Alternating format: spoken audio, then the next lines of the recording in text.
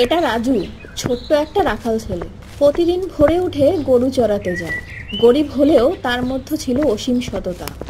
অন্যদিকে হেমন্ত একজন ধনী গৃহস্থ। তার টাকা পয়সার অভাব ছিল না, কিন্তু লোভ তা ছিল তার রক্তে। তুমি কবে এই লোভ ছাড়বে হেমন্ত? লোভ না করলে মানুষ বড় হয় কি করে?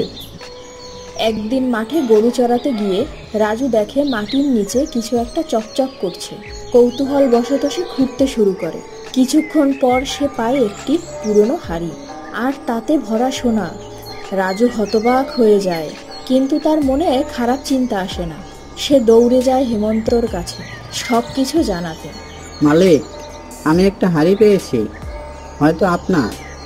এ তো সোনা, কোথা থেকে পেলি? মাটির নিচে ছিল, কিছুই নেইনি। রাতে হেমন্ত ও তার স্ত্রী সোনার হাড়ি নিয়ে আলোচনা করে।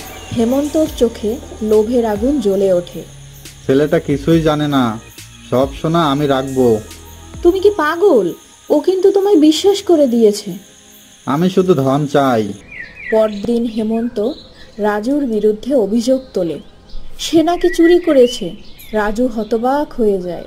গ্রামের পঞ্চায়েত বসে, সবাই উপস্থিত। রাজু কাঁদছে, হেমন্ত জোরে জোরে কথা বলছে। হেমন্ত, তুমি কি বলবে? এই ছেলে চোর, আমার সোনা চুরি করেছে। না মালিক, আমি তো আপনাকেই দিয়েছি। রাজু, সত্যি বলো। আমি কিছুই নেইনি, সত্য বলছি। তুমি মিথ্যা বলছো হেমন্ত, তোমার শাস্তি হবে। তদন্তে প্রমাণ হয় রাজু সত্য বলেছে। হেমন্ত নিজেই ধন চেপে গিয়েছিল। পঞ্চায়েতে সিদ্ধান্ত হয় এই সোনা গ্রামের কল্যাণে ব্যবহার হবে। দিন যায়, রাজু আবার গরু চড়াতে যায়। মুখে হাসি, চোখে গর্ব, কারণ সে জানে সত্য আর সততা কখনো হারে না। বন্ধুরা, সত্যের পথে চলা কঠিন হতে পারে, কিন্তু শেষ পর্যন্ত জয় তারই হয়। আর লোভ, লোভ শুধু অন্ধকার ডেকে আনে। সততা কখনো হার মানে না, আর লোভ একদিন সব কেড়ে নেয়। তুমি কোন পথে যাবে?